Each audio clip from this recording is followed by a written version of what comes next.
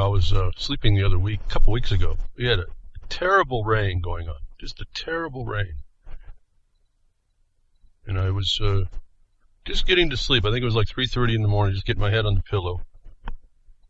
And it was something occurred to me. I was thinking, I'm hearing, all of a sudden I realized I was like hearing, through the rain, I was hearing crickets, literally. Believing I'm hearing crickets, and I woke myself back up. And I'm trying to figure out, why am I hearing crickets? It's pouring rain. It's in the middle of the night. What's going on here? Thinking I'm really losing my mind, and maybe I am. So I kind of woke myself back up to figure out, listening very closely through the rain, just pounding rain. And I'm hearing crickets.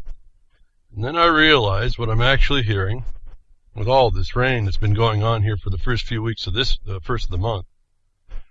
I was actually hearing the frogs, the toads, and all the amphibians out in the pond pretending to be crickets.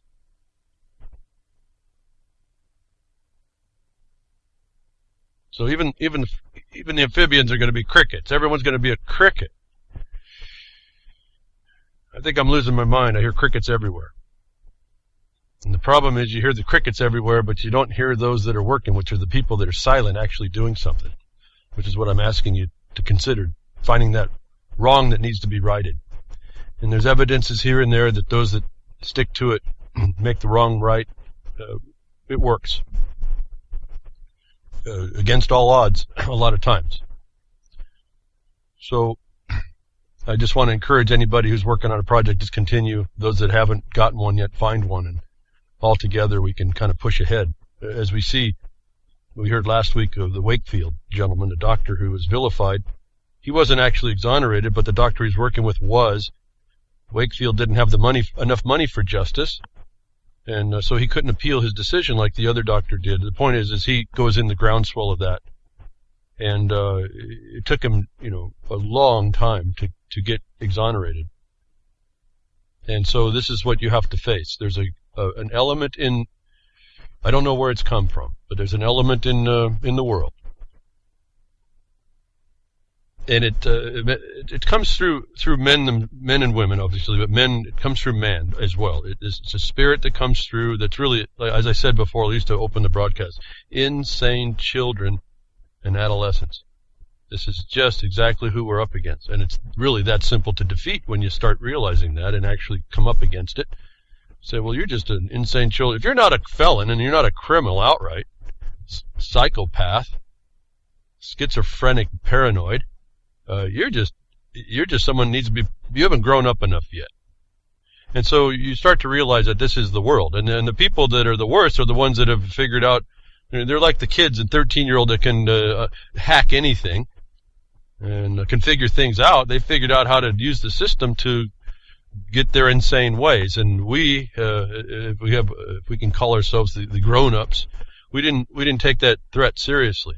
That I think causes us to requires that we now have to take this condition into our own hands and start to straighten it up. There's a ton of information that's out showing us that the insane are actually running the asylum, and that a better day has to rise. Otherwise, you're going to be, it's what one flew over the cuckoo's nest just comes to mind. So I encourage everybody to find something that's wrong that they need to see right. I have to trust that at least the people I see doing that are good people that are doing good work. So I just have to rely that the most people that'll do that are those of us that are just want to see that better day, at least fulfill what we were told could be, even though we now know that it was probably more the fact of the deception. It was nonetheless a guidance, and we then go back. They don't like us. They want to modernize. They don't want to go back to the basics. They want us to modernize and go through this unobjective thing that we most certainly would be best to do, and get back to something that we were educated out of. The basic, core principles of what made things work despite all the problems within it. And so, as I'm hearing a thing in my headset here, I hope there's not an undertone that is disturbing to you. It's a delayed broadcast, and I don't know where it's coming from. So without shutting everything down and restarting up, I don't really want to do that. It's not a problem at all. If you can't hear it, that's fine. That just must be me. But just wanted to let that out in case there is. I'm really going to have to fix that because it's somewhat irritating, at least to me.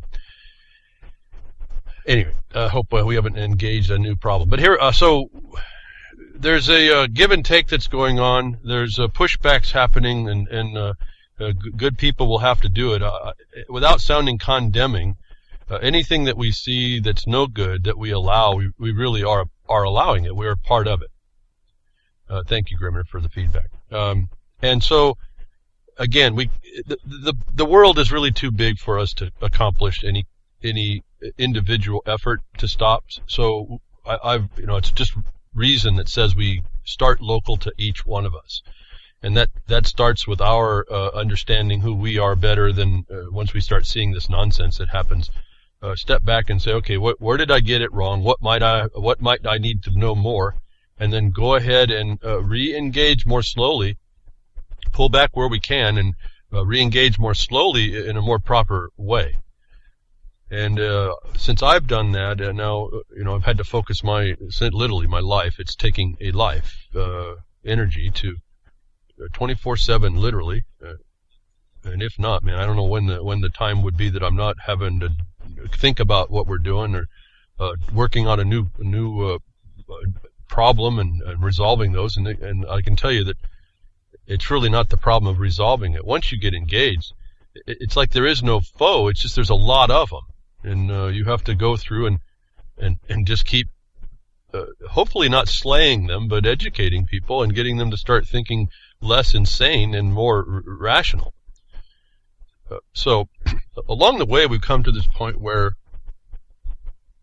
government gone wild, essentially. Those rose to the top were psychopaths or insane children and adolescents, and we didn't take them to task behind the woodshed, which is part of the manifold reason why I named the broadcast Behind the Woodshed. And anyway, I won't go into more of that. And so we have certain things that we can demand and certain things that we can fight for, and if we don't, they're going to take those all away from us because we consented to allow the theft. But despite all the corruption in the world, and despite all the systems of corruption, there's this interesting, when you do this for a while, you start seeing an interesting balance that is struck. That you wonder, you start seeing it because you would think that if there was really nothing somewhere, zero counter to the criminals, we would be in a whole lot worse condition than we are. So there's something in the world that works to diminish this despite ourselves.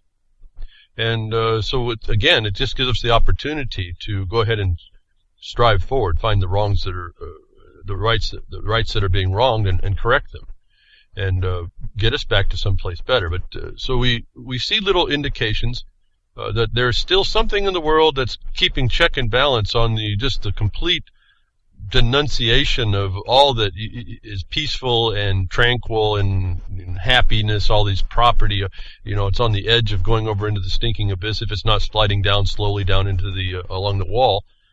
There are things that come up, and one of these things came up last week right after the broadcast. Is in a historic ruling, the United Kingdom surveillance secrecy is declared unlawful. And this is what I've been talking to you a long time about. You see this stuff here, look, and you got Patriot Act. There's lots of provisions of Patriot Act that aren't right, and it goes through, and it's presumed to be law. And you understand when you see the presumption that the courts have extended to the legislature to make law that the government, the executive side, can impose upon us, you realize that's the setup. Because once it's presumed lawful, and it's presumed to be lawfully done, and it hasn't been, you've given license for plunder and brutality and lawlessness. And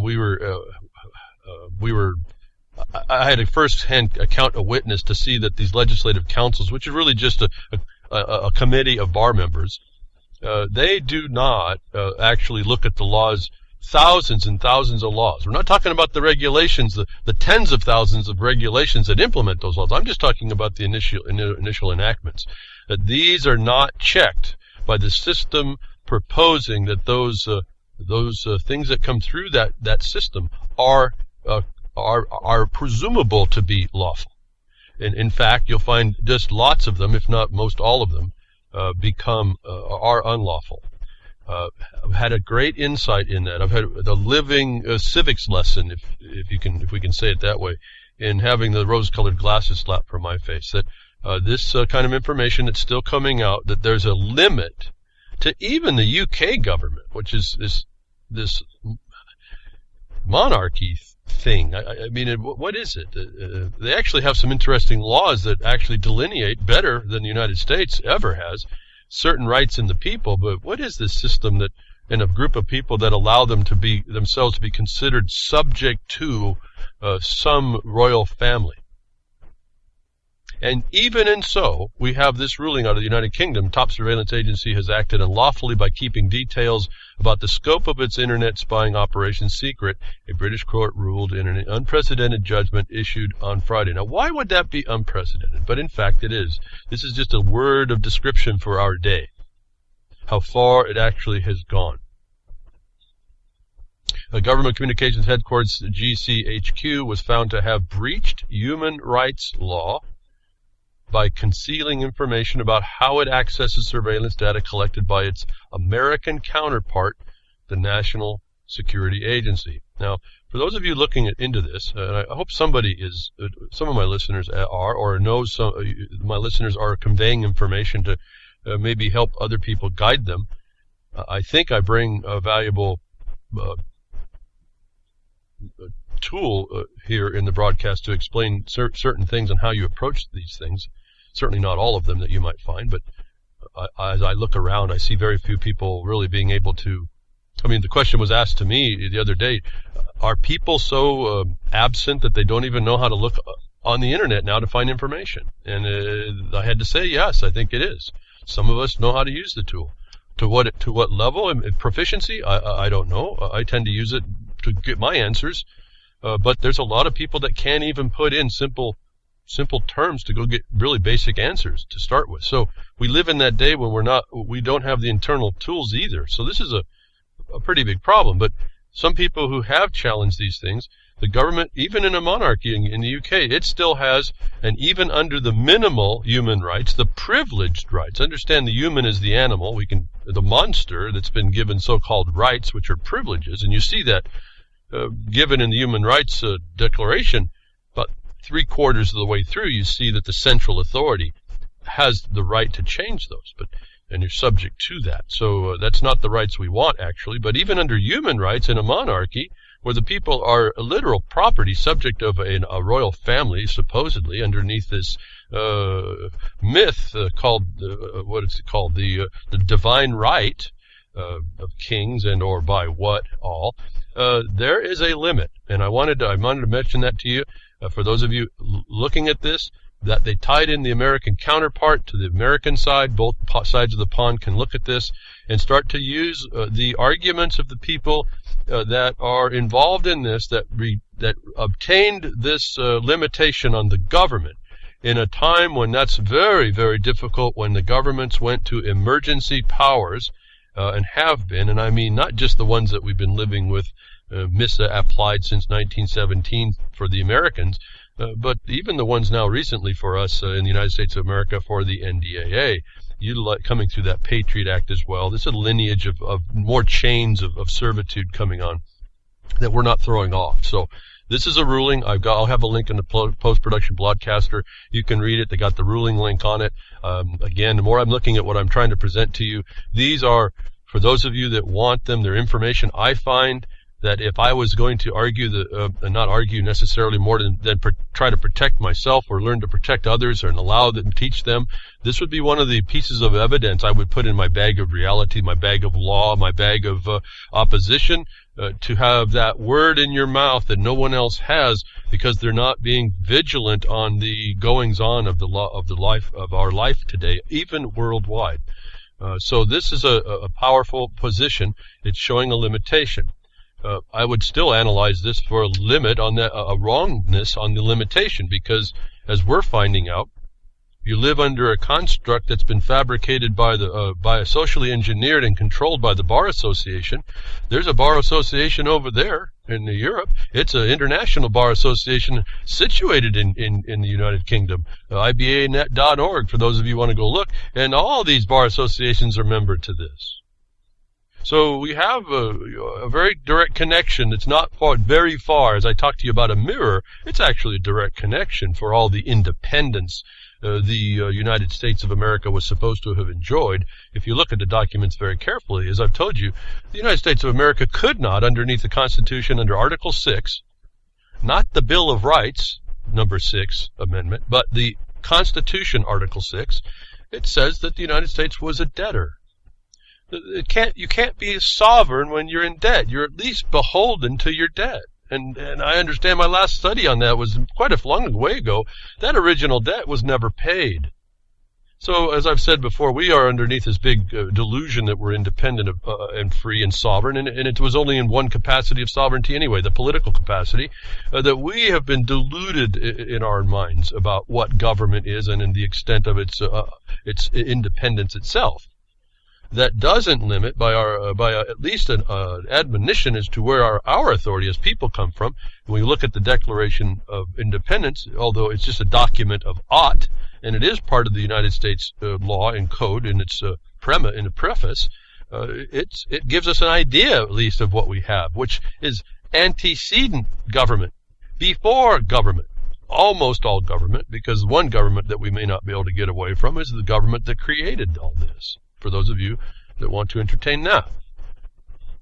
I tend to have to do that because I don't know, I can't answer why I take my next breath. I mean, there's a lot of wonder I don't know about that. Just putting it into the ether makes more sense that not a little man in the clouds did it, but there's forces and there's a knowing in this universe, in the creation that, well, maybe way beyond what I can even start to begin to fathom. So that's cool. That's all right. That certainly is before all of us, and it certainly dictates our reality. Such that is. No. So getting back, I want to say that this Intercept article here, showing there's a limitation, even in the United Kingdom, should be a powerful statement for you all that are looking to find out how we're going to, you're looking at the battlefield, you're going to address the battle of the people, the soldiers in the battlefield, the officers that are running this whole, this prison, or the, whatever construct you want to make about how this is. It's just a war battlefield as they tell us it is. However you want to address it to stop that wrong against us. The surveillance side of this is very important. That's the intelligence side. There's a limit. You need to know that. 4 reasons why freedom lovers should cheer a restrictionist-led DHS shutdown.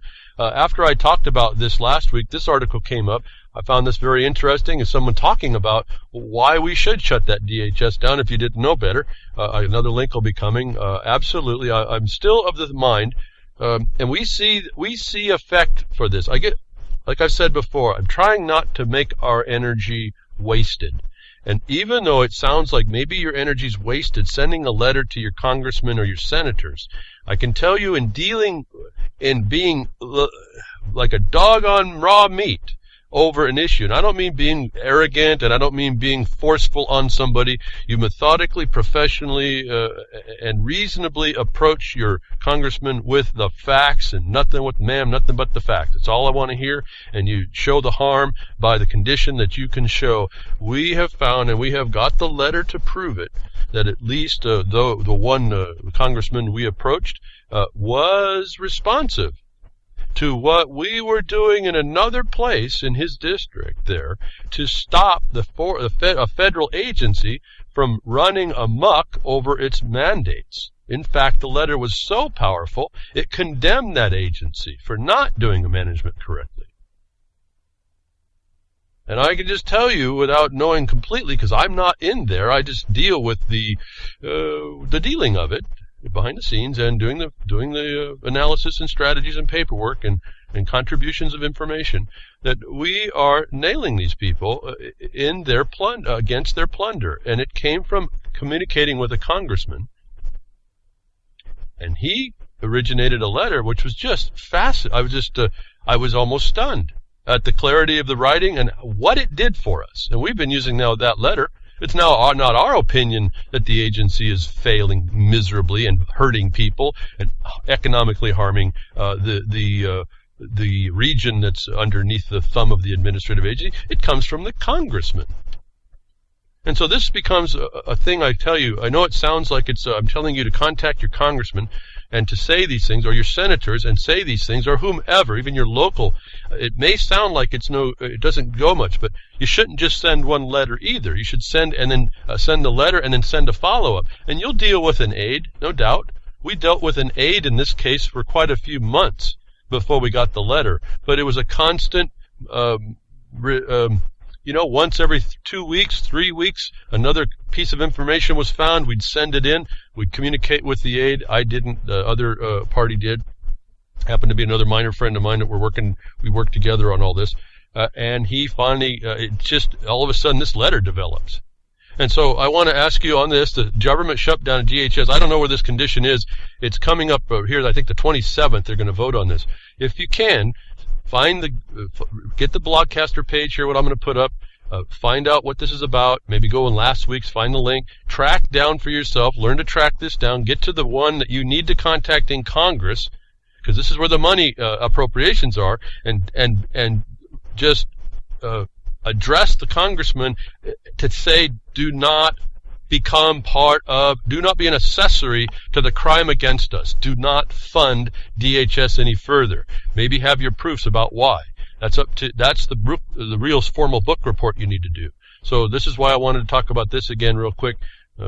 There is this appropriations coming down that you could actually affect if you just really engage. This is probably the closest stick to the computer thing you can do, is to write up a cogent letter, have your proofs together, print it out or send it electronically to a congressman. It's probably as easy a thing I can tell you to do that you can do right from your computer. That I know, though it may be better to find your congressman and show up at his doorstep periodically, at least with the aide would be nice, to let them know you're real. This is just not some thing in the background, and you are passionate. You want to show people that as well without going overboard. I know that the responses come out. So I'm not saying this without, again, I don't want to waste anybody's energy. I think a concerted effort across the nation to shut this thing down about DHS's funding, Department of Homeland Security, so-called, is a big effort. Whether you win, lose, or draw, the fact is you're now engaging. And this is what I think we need to start doing. We need to practice ourselves into a meaningful engagement with the system that is really, if we don't, we get run down. Another way to engage was apparently the Virginia House votes 96-4 to take second step against NDAA, or the indefinite detention part of that. Now, to me, this was all started that was in a National Defense Appropriations Act authorizing the AUMF. So this needed to be stopped at Congress. They're oblivious to the responsibility to this, and so we need to make that known. But here a state now is taking an action to stop the state implementation, the state concurrence with this indefinite detention, which I told you, this is the end of your country. I know it sounds kind of out there, but when you have a government that made a memo, an executive branch that made a memo that says we're extrajudicial, you don't have the normal form of government operating now. And all you have now is your local state so-called constitutional sheriff, if you will, the so-called constitutional oath power to try and stop this. And so here's another thing the states are doing. Shows that the states can be involved. Now, I'm not sure what their answer is, but if you read this, you're going to be understanding there's a very delicate way how they are addressing a federal imposition that I don't have time to analyze. I did look at it. My first indication is I'm not so sure what this really does. It's something. But you have to understand how delicate this is with respect to, the supremacy arguments coming. And the supremacy argument underneath the national security exigence, so-called. And I think that's really the hook. If we can challenge that exigence, that is a fraud, I think the states, as a state, countering the federal, will have all the power it needs. So you can be the party, someone who interjects that part, or whatever you find as empowered or more powerful as an in for people, I can tell you for the most part do not know. These people in office are not knowledgeable. We see that all the time. The attorneys do not know. They're only in a representative capacity and only with a servitude as an officer to the court. They're beholden first to the court. You've heard all this. I mean, you can go find it yourself.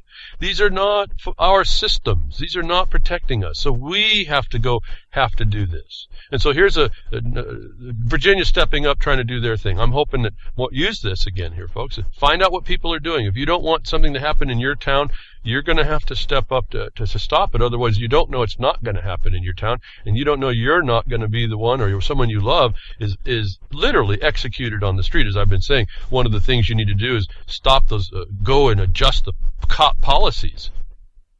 I mean, you can walk in there and say, if there's snow on the ground, there's a snowball fight, and there's someone bleeding and complaining. No, the cop doesn't even get out of his car. If there's no apparent, actually no weapons, you don't shoot anybody. I mean, you can make these policies. This is how we can do this locally. In fact, locally, at least one sheriff is calling out the veiled threats against America's police from Obama's Homeland Security Secretary. You could actually use this as evidence to challenge the funding. The Larimer County, Colorado Sheriff Justin Smith recently called out the veiled threats of Jay Johnson, Obama's Homeland Security Secretary, in a letter to the sheriffs across the country. Johnson wrote the following statements by the Secretary Jay Johnson on the consequence of our Homeland Security granting making without DHS appropriations bill. He's right on here. You could use this. If you didn't know more, this gives you a fast run into what the issues might be. I won't read. I'll just read the first part. In recent days, I have repeatedly stressed the need for a DHS appropriations bill FY 215, unburdened by politically charged amendments that attempt to defund our executive actions on immigration reform. The president has made plain that he will veto the bill, which includes such language, as long as the department, which interfaces with public more than any other, is funded by continuing resolution. There are a whole series of activities vital to Homeland Security and public safety that cannot be undertaken. You can take this where he's advocating it. You can turn it around that what the public safety is the threat that's now been made because of it to the public safety, notwithstanding what this sheriff is asking for. Again, I look at all this as evidence of what the system's doing and how to counter it. Not to go too far off the field, because I want to keep moving on this. So many things to point out to you and offer you for tools. Get put in your bag of reality, your bag of argument, your bag of position, your bag of counter, your bag of law, which is your substantiation and your foundation. We just ran into I know they listen to us. We just ran into a mineral withdrawal in an area that really they couldn't do it in the Senate. They couldn't do it in the Congress to get the 1872 minerals withdrawn. But so the administration's coming out to try and steal them. And so we're going to come right around and we're going to say, make our comment that you can't do that. I mean, we'll lay out what that is. If we don't, those minerals are gone. And so then we have to work on, well, what was that authority they thought they did? That's a misappropriation of public funds to steal, to act contrary to congressional intent. Then you get to ask, well, what was your intent? So there's a long train of questions that could be had that you can bring to the discussion that won't be made unless you do it. In other words, like this Wakefield vaccine doctor, finding the connection between MMR and vaccine and autism, if he hadn't stepped up all by his lonesome and bared the brunt of the insanity that comes against this, then you would not know. You would be under the impression that these vaccines are cool for you. FCC commissioner, if you like the IRS, you'll love net neutrality. This is an interesting little battle going on internal to the system. That FCC chairman that we were talking about last week, this is why I'm talking about it again, we're still in the beginning, kind of touching back to last week, is ongoing important information. He's saying that this is as good as the IRS would be, this net neutrality issue. As I told you weeks and weeks and weeks ago, be careful what you think net neutrality is, and I offered a link of someone who's done the analysis, and in looking at the analysis, it's really not the intuitive analysis that you and I would come up with if we just thought about net neutrality. There's a whole other scam and scheme going on that surely had the flavor of labeling GMOs, and you find out later that the author of the law for labeling was the GMO manufacturers or whatever, and they exempt inside there's a whole lot of exemption going on. After years of dithering, Federal Communications Commission Chairman Tom Wheeler has at last deposited the formal proposal to reclassify Internet as a public utility and subject it to federal regulation championed by proponents as net neutrality. And this is, I think, the main problem. They come in, they bring it in as a public utility. Now, you got to look at that very carefully. That was normally focused on certain aspects, and also that those utilities would have right of way over the road or beside the road system. In other words, the public utility was a highway. As you see, the net was being defined as a highway. They're trying to get this literal connection to a virtual, if I can use the word, an etheric condition. So you have to understand it coming from that standpoint. Now, once you do, and you see what this commissioner's objection is, and you see what Obama's actually doing, the unqualified one, what he's actually doing, you realize this is not such a simple, well, let's just leave the bandwidth equal to everybody.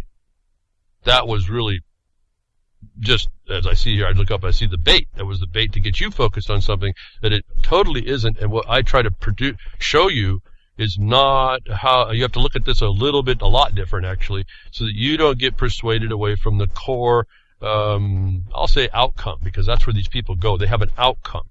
It's a felony, but if you don't know that, then it's fine. If you don't know you've been violated and you don't complain, see, it's fine. Anybody can kill you and get away with it if there's no witness. And this bill, or this plan, it gives the FCC the power to micromanage virtually every aspect of how the Internet works, said FCC Commissioner Ajit Pai in a statement, which you have a link in the broadcaster there. If I put this in, just go to the link after the plan's release. It's no wonder the net neutrality proponents are already bragging that it will turn the FCC into, quote, the Department of the Internet, close quote. Quote, for that reason, if you like dealing with the IRS, you are going to love the president's plan. Now, I call him the unqualified one. It's not the president. He's still unqualified. I told you he'd be that way forever. And that just points us back to the political parties being part of the problem. But for this and for net neutrality, for those of us that are utilizing the net, and those of you who have the time to take this up as a cause, more important than anything else you can find that you need to do, I would ask anybody to step up, understand this in a deep way better than I can tell you this is. I can tell you there's some deep understanding that needs to be had here, but it's all understandable, it's all knowable, and anybody who wants to focus on this, as I've said, the learning curve may be steep, but once you see the premise and the foundation and what they're using, or as you identify how they're contorting what they're using, it makes it a real easy way to address these things. Similarly, we put in the challenge to the EPA and the Army Corps of Engineers wanting to define by rule what the waters of the United States was, and we said, well, our comment turned in and said, well, the waters of the United States is what Congress said. It's navigable waters. And then we said, and those are constrained by the grants of Congress to property disposal. In other words, you cannot throw into the discussion anything upstream. As soon as you do that, you just transgress the restriction of navigable waters, which is already defined. It isn't a question. They're making a question that doesn't exist. Period. That's pretty much the argument. That's in law. See, so you don't have to go on and on. Now, we did go, I think, 3 more pages because there was a lot more snaking around that they were doing, that we needed to close all the doors that we could see. And in particular, responding to the rule is based as they were relating it through a court case decision from the Supreme Court. So you just learn this, and all of a sudden the decision, the answer to stop these people under color of authority to diminish you is really quickly, and then done quickly. And then, as I've found out, you look in your state law for theft by extortion under color of authority, that's a felony.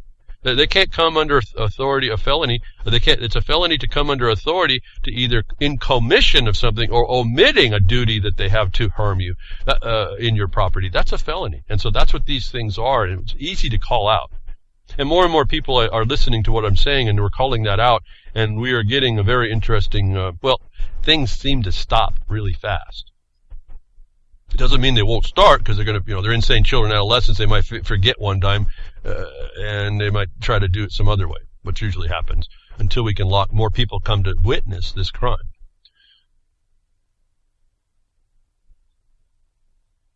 So we have a continuation, and I was telling you, there's these checks and balances that yet and still are working. Judge, that you can use to look to as an argument to present in the case of public comment for this thing. If you want this internet to be actually free, forget these terms they invent. Anytime they invent a term, they're controlling that, remember, that you can bring to bear.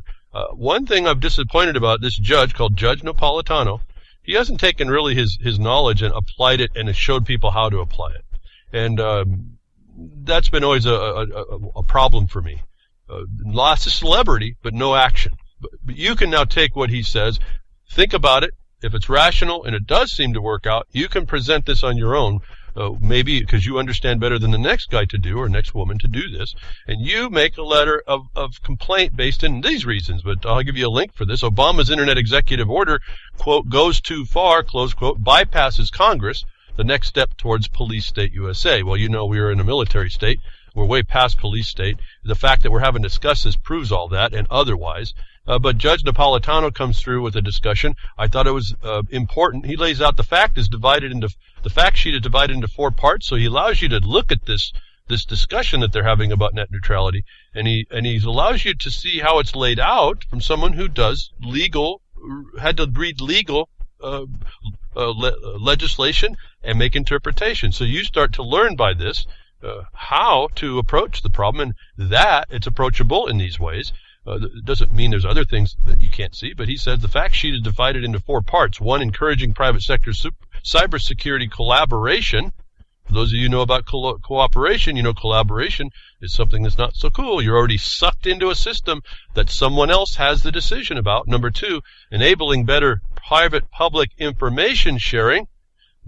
You're understanding, you're hearing sustainable development already. Public-private plunder is what this ends up being. No different than you see the problem being developed in the prison industrial complex. Okay? They get contracts for guaranteed attendance, guaranteed placement, guaranteed beds being full, and pretty soon you're being whisked off for whatever reason they define. Like we heard last week, New York City's just going to define you as a felon just because you resisted, and whether or not they actually had the right to charge you sufficiently to make an arrest. All as if it's a forfeiture ahead of time. You have no due process. This is exactly extrajudicial condition. And crickets, folks. I just can't get this. How obvious to me it is that no one else is just, beyond stunned, and then finally getting into action, that it's right here. If we could just see this, and what I'm just even look at how much I've said here in the last the first 2 setups. We tend to do a discussion. I'll bring it out here now. You can look into it. We're finding out a lot of these legislations are really bills of attainder. Oh, that's an ancient word. What the hell's that? Oh, we can't go there. That's in the Constitution. That's old stuff. Well, you go look up at a bill of attainder, and they take a group of people and they deprive them by a law, and they take away rights or property or whatever. That's that same felony, isn't it? That's a bill of attainder. They can't do that lawfully if there's law. So if you understand that's what's going on here, you bring that up. You've got a constitutional argument. You have to understand how to apply it, though. But here's number 3, providing strong privacy and civil liberties protections, and 4, paving the way for future legislation. Wow, that's a changing target, isn't it? So he lays out some interesting things. They do make a mention here to Senator Ted Cruz recently informed the public the Obama administration is attempting to impose outdated 1934 rules of the Internet that are certain to stifle innovation. But that's a trap. Obviously, Ted Cruz is wanting to get rid of those so-called outdated rules. What he should have said is that it's not a public utility to apply those rules. It's not outdated. They're using them fine today. He's one of those people that could be in a place, if he wanted to fix that, he should have, hadn't he? That should have been a proposition before the legislators, shouldn't it? So this Ted Cruz is nobody special. He is exposing, except that he uses the word outdated. See, this still is an implied, we are going to control whatever is a communication statement. So I won't read on. You can see, I hope you see, again, my broadcast ticker timer just keeps going, and I don't want to speak more because I could talk and talk. But it's right here. I hope you hear certain things just in a sentence. It's right there to see. I hope you look at this and have better and more fulfilled and cogent, coherent discussion that you can write down. Take the time and sit down. I know I don't like doing it. I hate all this, actually. But like the other day on this with mineral withdrawal, I stepped out from behind the woodshed, went to the driveway, and stepped back, and I had developed in that time what ended up, I had to extract the most painful thing in the world for me. I wish it was from my mind to a data file somewhere. I really would like biosynthesis connection to a computer, because I'd have been done in the time it took to walk from my doorstep to the driveway and back, which is not very far. I ended up having at least 3 pages of things that went through my mind that I had to extract over the next few hours.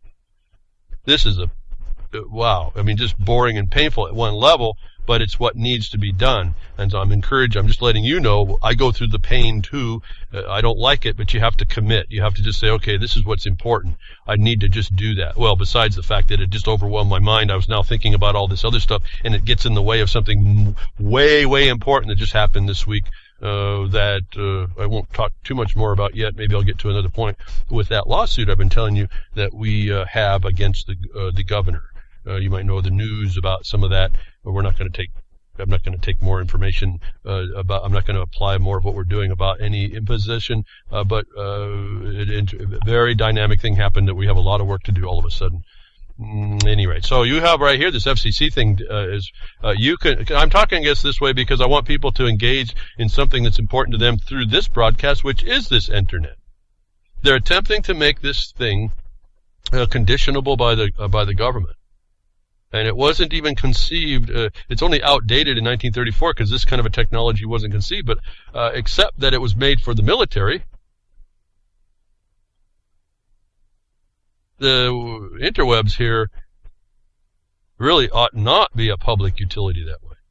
And so you classify it now, you're going to get the power to control it, and it'll turn into every other regulated thing, where there's really no need. This is not like being out in the ether where we have radio communications where someone makes a device and they can make any frequency that steps all over someone else's right to speak, and so we got to keep everybody straight. In the internet, by design, by the nature of the creature, everything is separated. And so if we understand the basics of how the technology is, and you'll know that the judges don't know this technology, the legislators don't know the technology, the agencies don't know this technology. Some may have an idea. The commissioner has an idea. If I understand his history, he came through the use of the internet, so he's not liking what he's seeing. That should tell you something. So we look at the dynamic here, and we can start to see. There's more to this story. I want us to know that. I think it's important for us. It's our lifeline in a way for this broadcast. If they start to regulate, then all of a sudden they regulate however they will, and that makes more work for us, actually. Okay, more work. And so I said, we nip this stuff in the bud. As the theory I have, if it's not a theory, it's just the way this works, actually. I'll call it a theory because I guess at some point I don't want to make it sound like I really know some of this stuff. In theory, we have this thing called coordination that allows us to nip an agency plan in the bud before it even gets going to be bad. That's a lot less work, especially when the burden's on the agency to show every practicable avoidance of messing things up. That's a whole lot less work than allowing the rule to work and then trying to show that it's what part of it's unlawful. And this is the kind of tactic I'd ask you to embrace.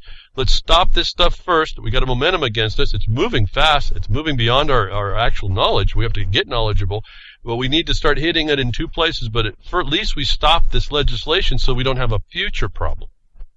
And in the meantime, we can bring to light the existing legislation's problem, like as we did with our lawsuit, where we said, listen, this sustainable development that you're coming through, this has been here for a long while, and it was never caught by the Bar Association. And we're saying it wasn't caught on purpose. They're co-conspirators in this interference with the Republican form of representative government and this social engineering. This was a crime. We called that out. So our suit goes retroactive on all these people. So once we found the current rule or legislative violation, it opened the door for us to go to all the past violations, and we now eliminate the presumption as to their lawfulness, and we now do something that we may not have been able to do before. I'm trying to open up a little bit of what we're doing in the strategy that you put in your mind. So if you're not, as I thought about that, the flash came. I know I'm boring a ton of you, even if you're still here and not interested. Behind the woodshed, you're going to get some principles that you have to go use. I guess that's why we don't have I don't have the Alex Jones listenership. It's I'm not just blathering about all the problems and blathering about the next danger around the corner. I'm saying that we're having trouble. We're in trouble, and I'm saying here, use these tools to let's go stop it all in our little part. And here's how. And in fact, hopefully I'll get to it. Time's a ticking already. I'm going to refer to AJ. I don't normally refer to him, but I think he actually had a very good interview. I think he finally calmed down in this interview and didn't try to interject all his stuff. We didn't have to hear his raspy old voice. He let his guest talk, and I thought the interview was excellent, and he did something very important. And that was to show you something that you could use. And I said, I've talked about it on my broadcast. He's showing it as well now. In fact, he did the same thing I did years ago. And he read a document called, was the insert to the vaccines. And he was explaining to people, it's printed right here. These things are deadly, if not very harmful. And I said, that's the evidence. Why don't you tell people to stick that in their back pocket when they go talk to people or get confronted by government that talks about forcing people to do vaccines? There's your first paper in the bag of reality, or the bag of law, or the bag of facts that you have to counter all these insane people with. So we have I've got the method, and I see everybody having their part. We're just not applying that. We just, here it is, we talk amongst ourselves, instead of saying, I'm going to make this important. I'm not going to stand by while we go from 1 in 50 or 1 in 75 little ones going to autism because they get these vaccines which are proven to cause this stuff. And as I was talking to you before, sometimes it's not even the vaccine. Well, it is the newer ones, but I mean, saying individual vaccines over the right amount of time remember that report we read? It was like limited. It drastically limited the reaction responses. So you have a different word in your mouth to address these psychopaths that are coming to kill us underneath the color of authority.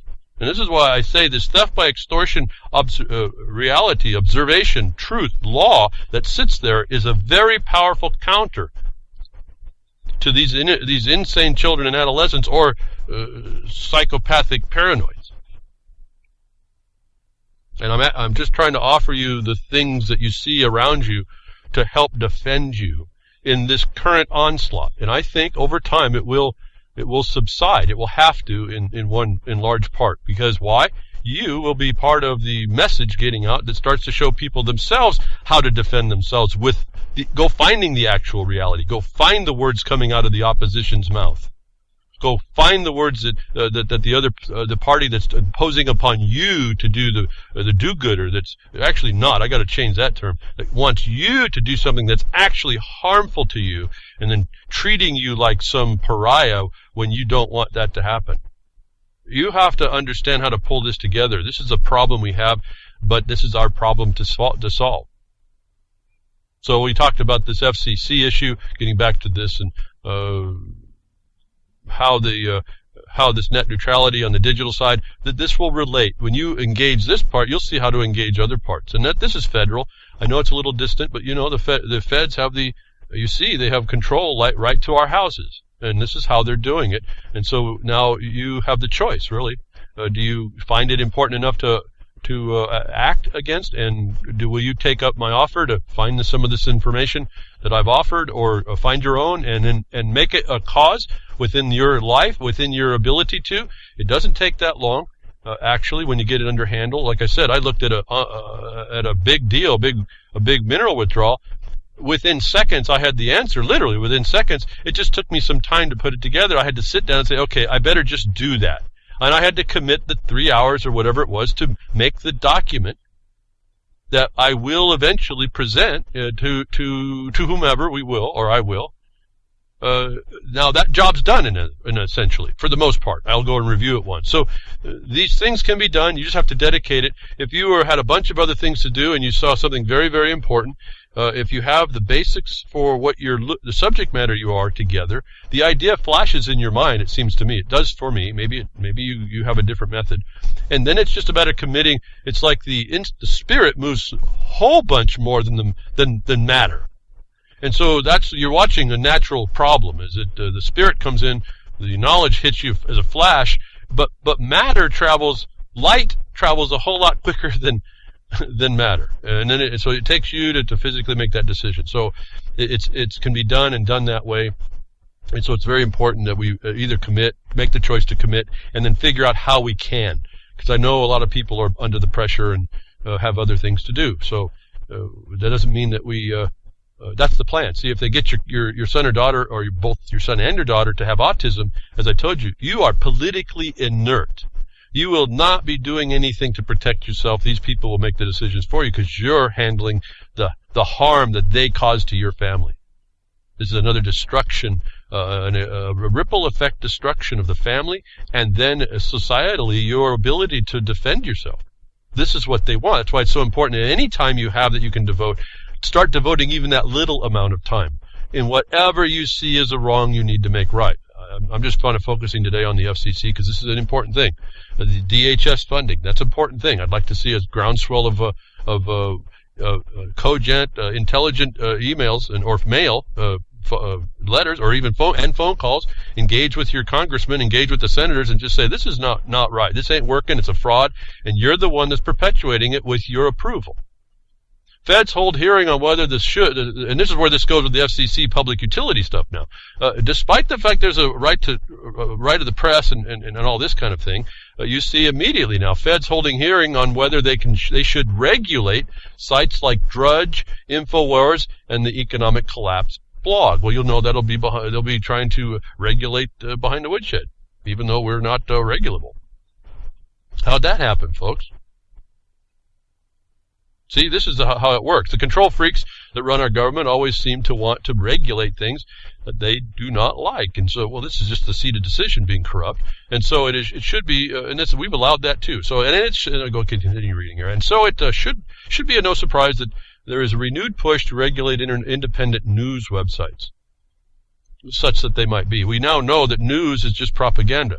I'm not really news here. I'm just some information. I'm trying to, given tools and inciting experiential methods that we can use to defend ourselves from this nonsense.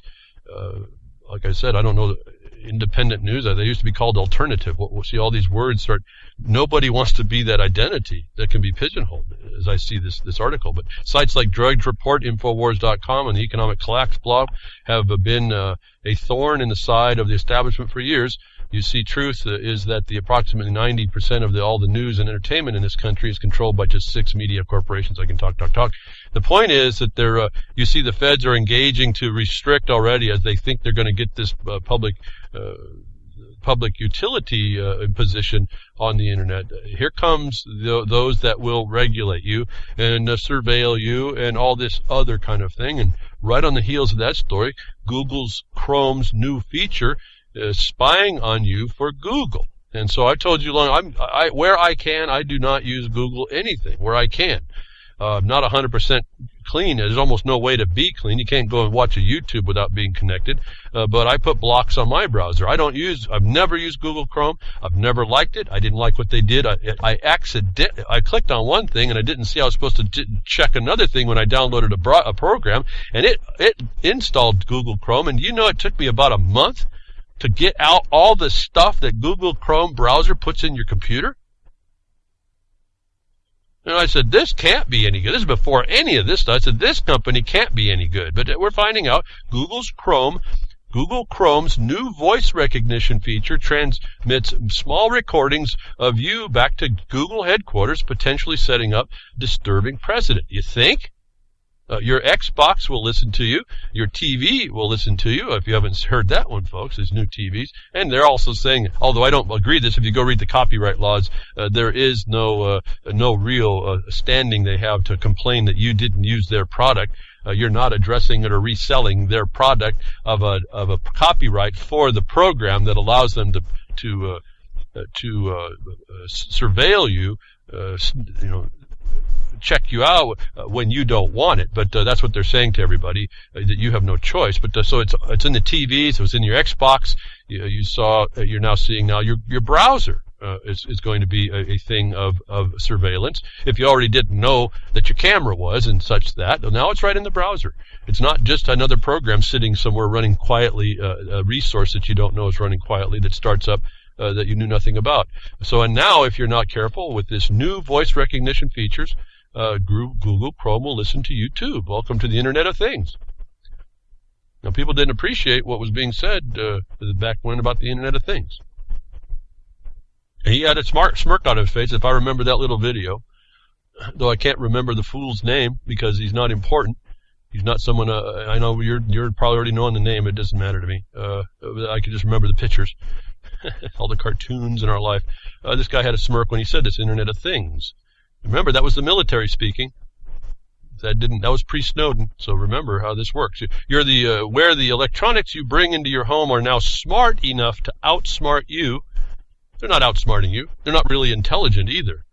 They're just devices for surveillance, right? That's all they are. The smartness is the fact that you didn't say no.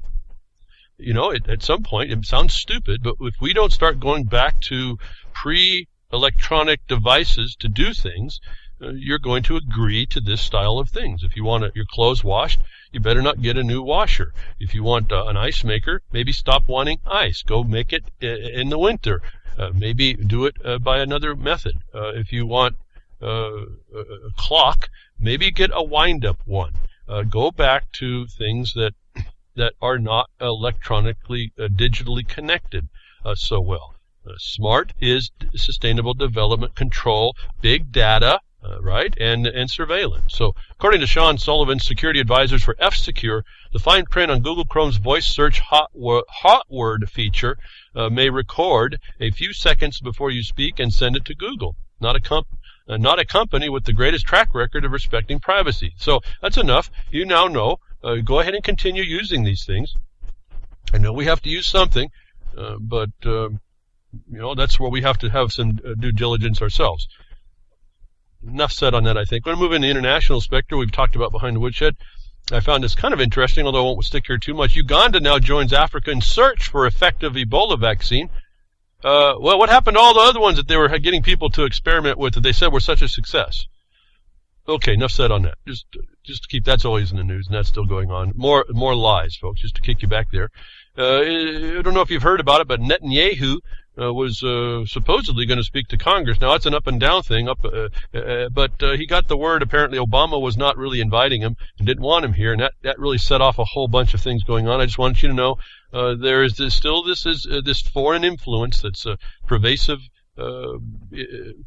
in the United States government, the federal government, but it looks like there's going to be a little bit of pushback. Israel, I thought this was an interesting report.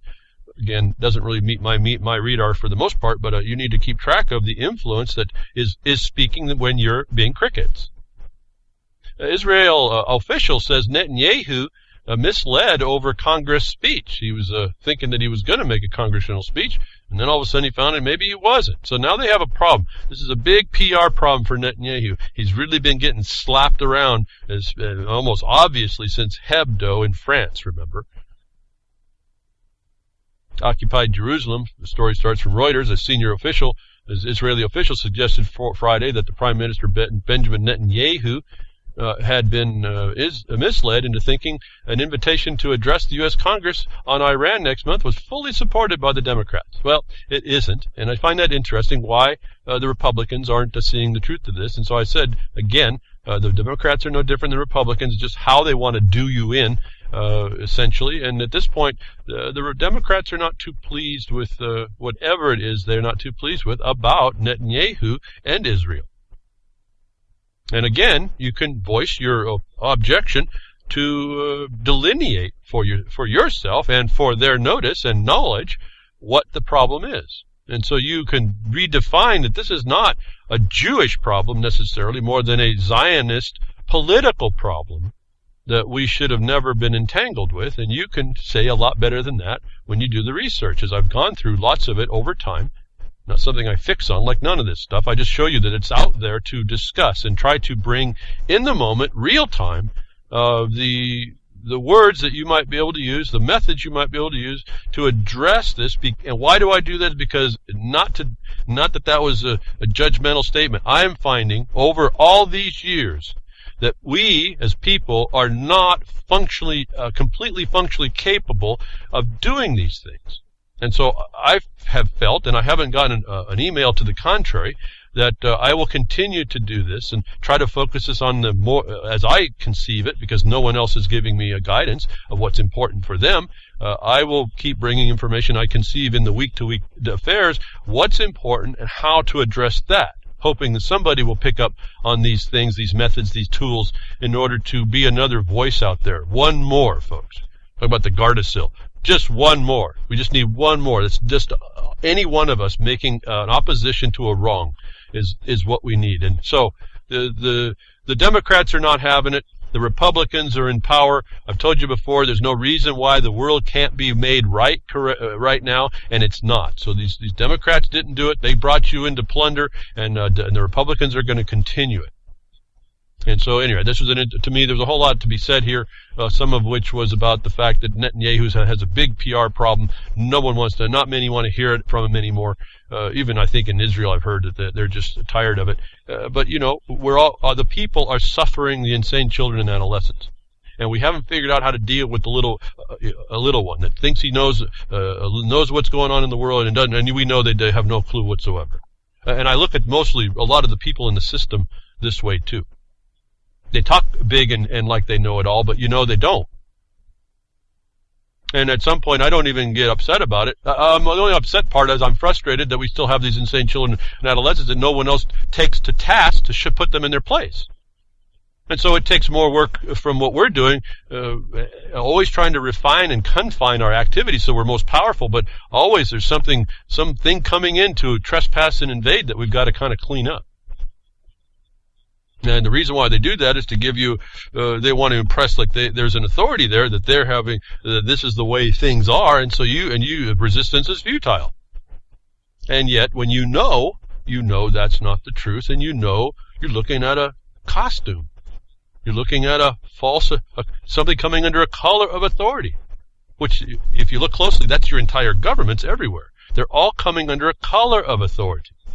And I can identify, and I have identified for y'all, those that are wanting to see this, there's many different costumes they're wearing. It just depends on what category you want to address it in. And when I finally started to see that, I started to formulate remedies, if you will, that reflected in so-called jurisdictions, that I was finding the narrow path through all of them. In other words, you take these ideas and these words and these concepts and you push them close together and you see which ones line up, and you adjust all these words and all these remedies and all these things from jurisdictional authority, from costume to costume, and you look through all the costumes, and it might be that you're finding out that there's a button on every costume that's of all the different costumes that they wear. There's a button that's the same button. that they have on their costume that you can use to identify the similarity to address each difference by. If I can use that analogy, I hope that helps. There's a narrow thread between all these that you can use to get you between their, when they start jumping around in these, you can track them through that thread of law. And it kills them.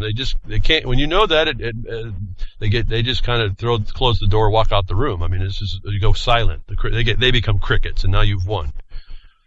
But we get a lot of propaganda. I've told you the method here. They get some so-called terrorist event that goes on. That gets the people to rally up around the government to go back and go get the bad guys somewhere else. This happened again this last week, I believe. American is hostage, reported killed, identified as Kayla Mueller of Arizona. What I find interesting about the initial picture is that she has, this is just a propaganda, stereotypical government picture. She's a nice-looking young woman, just a big smile on her face, and what looks to be some kind of a convention. She's right in front of Kiwanis Honor banner with a flag on the right and the United States flag in the back. All the stereotypical good old American type stuff that she apparently was working in. And I don't want to demean anything she was doing. She's over helping people.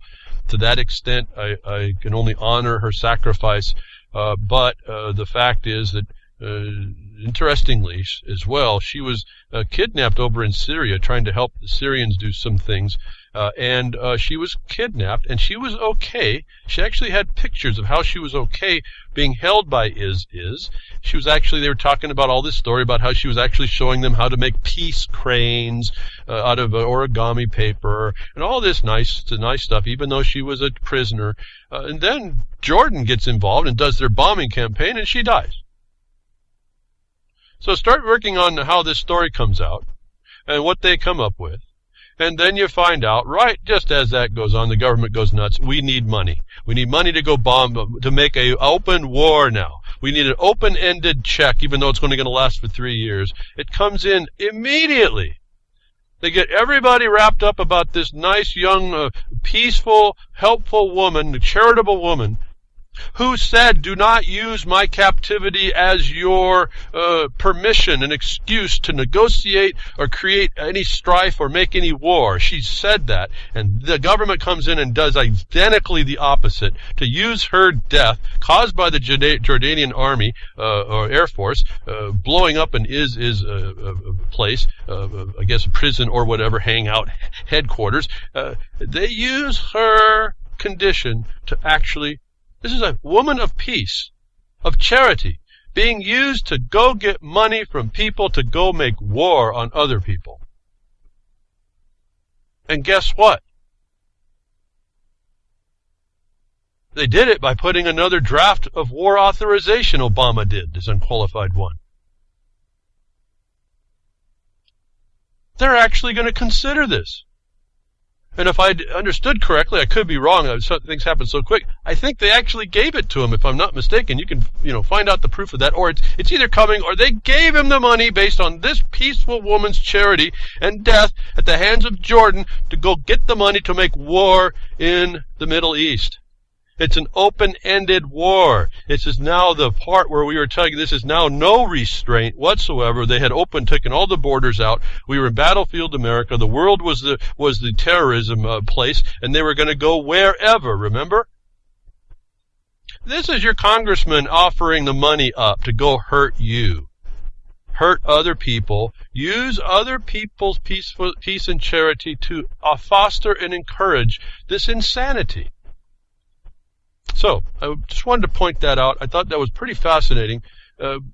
People suck, the groupers that they are, the school of fish that people are. They took that hook, line, and sinker, folks.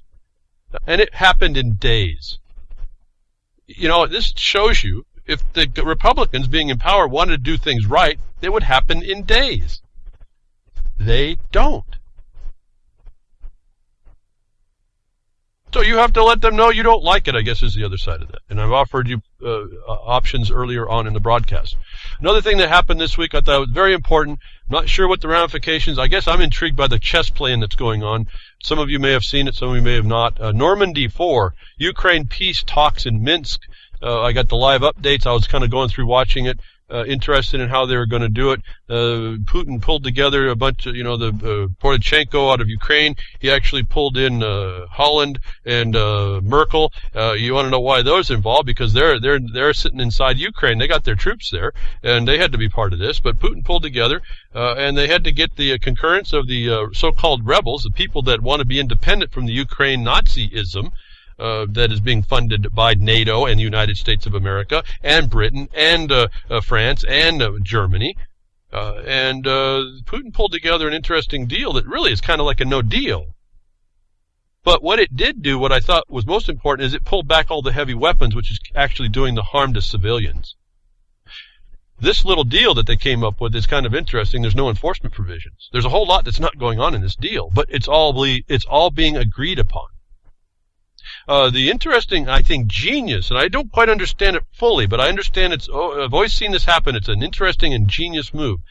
The lines of the borders for this ceasefire, so-called, and the drawing back, are going to be drawn at the September lines. Not all the land that's been taken by the so-called rebels since September, but they're going to drop them all the way back to the September lines, which means that Donetsk is half available to occupation by Ukraine. And what's interesting about that's a strategy and tactic. See, they outlawed, they said all heavy artillery stops. They didn't outlaw small arms or tanks, I think. I think actually tanks were not part of the heavy artillery. And so although there's a ceasefire, there's a tenuous ceasefire, and this gives the independent Ukraines, independent-minded Ukraines, backed and helped by Russia silently, I'm sure, or not open secret, I'm sure, no different than Ukraine and Britain and the United States working together. United States essentially taking over their government, implanting all the New Worlders into their government, and no one over there said anything. That gives Russia and the rebels a place to fight and still be inside the line of what they've claimed before, which I found was a pretty fascinating tactic. Anyway, very interesting term. I've got a bunch of things together, three links. One discussion of how useless the agreement is that they stated that everybody wanted. I think that was an interesting insight for those of you geopoliticos that are involved. You need to kind of see what's going on here. As I say, this is just a mirror for what's happening here in the United States in a more silent way. See, there's a turf war going on in this country, and people don't really understand that. And the people are being taken down without that fight, without the militia standing up. How absent we are as Americans to this threat. It's a similar threat that Ukraine Nazis are putting on, that the government of the United States is putting on to its people. This battlefield now, America. So again, I guess a few links to this Minsk deal. Minsk 2, they say. Putin got everything he wanted and took no responsibility for the future. Ilyanov and Pyakovsky say that's another insight. It's an insight on the Ukraine side. I think it's important to see how this plays out, because you're watching, as I said before, grandmaster chess play on a at a geopolitical level that I think we haven't seen in a long time, that I think we need to know about, because when you see this dynamic, you start understanding how little we actually understand about how to set a strategy, how to set the tactics to accomplish a goal that I think we watch in Russia doing very well right now. And except for the blunt force brutality, the United States not so much. And that includes NATO. So, again, it's an insight. To me, it's an education here we're getting. And I think we apply these plans and these things over to us. I think we're going to start understanding in a real sense, what this war, Battlefield America, is all about, and how we have to start really. I just understand if we approach it as the real war that it is, we become much more effective, and I say that somewhat of experience. And we don't fire a shot. Russia's not firing a shot here, at least directly. They're empowering some people to defend themselves. That's a whole other condition. In a way, without rising to that level of international geopolitical gaming, essentially the Jefferson Mining District, what I do through that and through what its authority is, we do that to empower people the same way. And we've been, working hard so that it doesn't go to the full-blown war that the government wants to bring people to. And here, the full-blown war. Remember, I talked to you about the Russians having these stealth, these aircraft that will outdo ours. And long months ago, I talked about stealth. The stealth idea was not such a actually tested, proven technology, except for a small bandwidth of energy.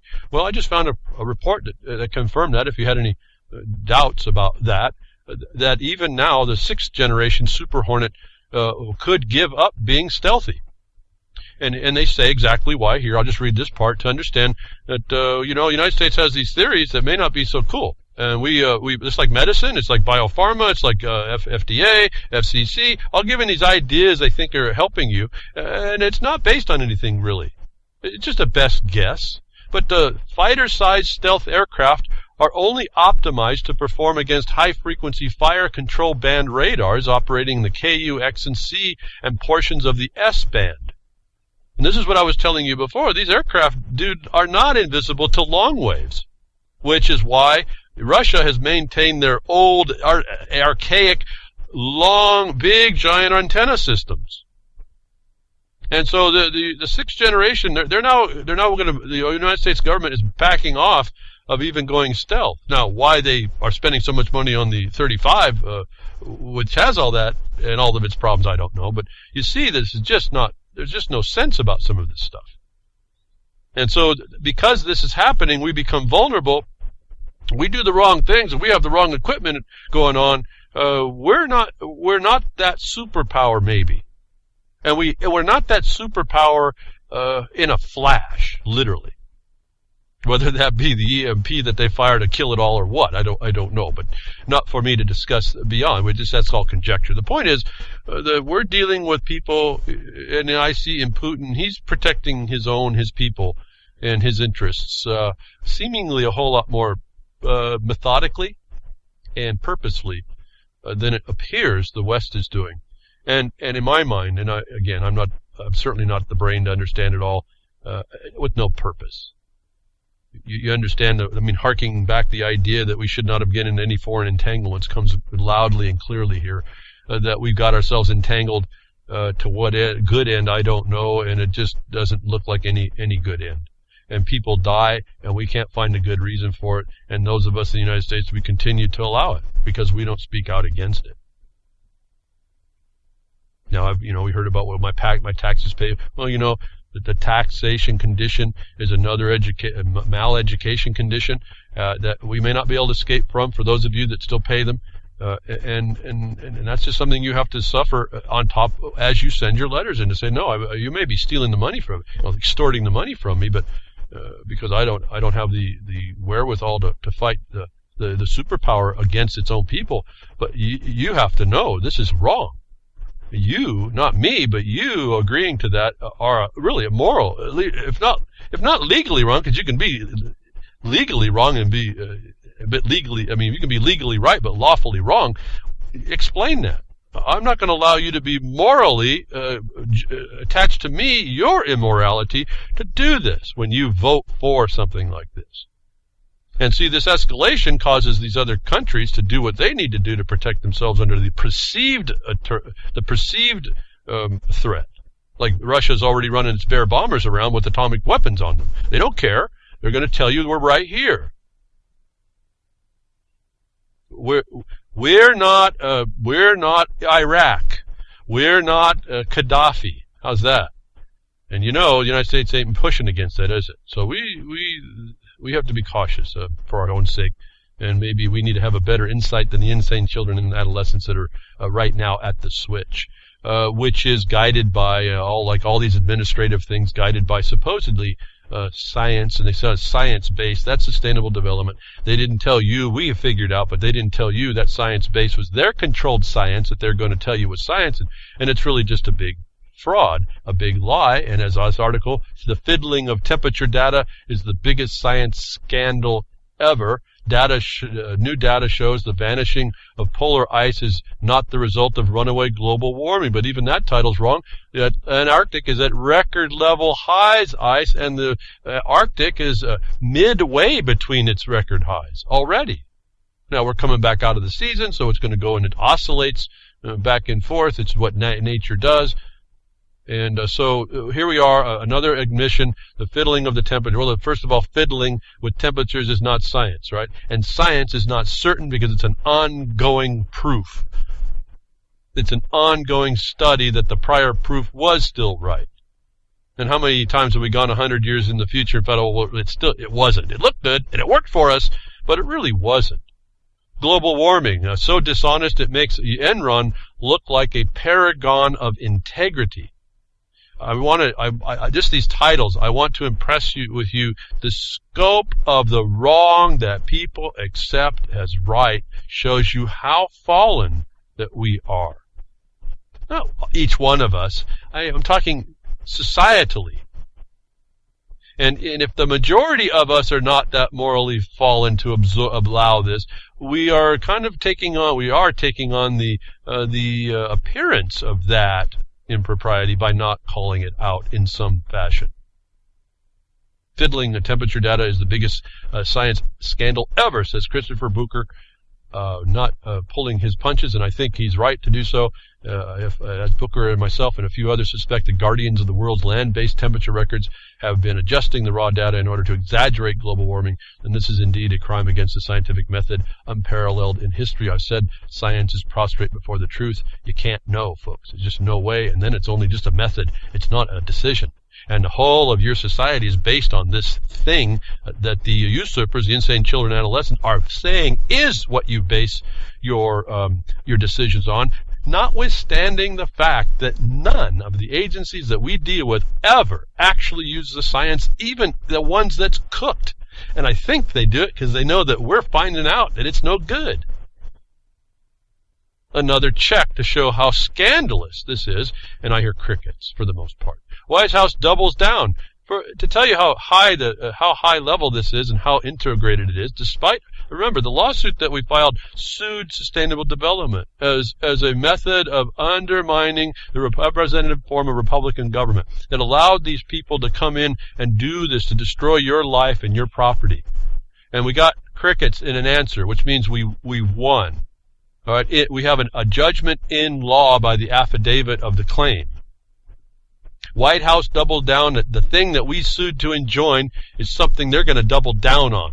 Climate change, a religion, a theology. It's been shown. It's been admitted now when they didn't answer the complaint that we produced to the fact of the religion. It is a religion that the government is purporting that operates on science.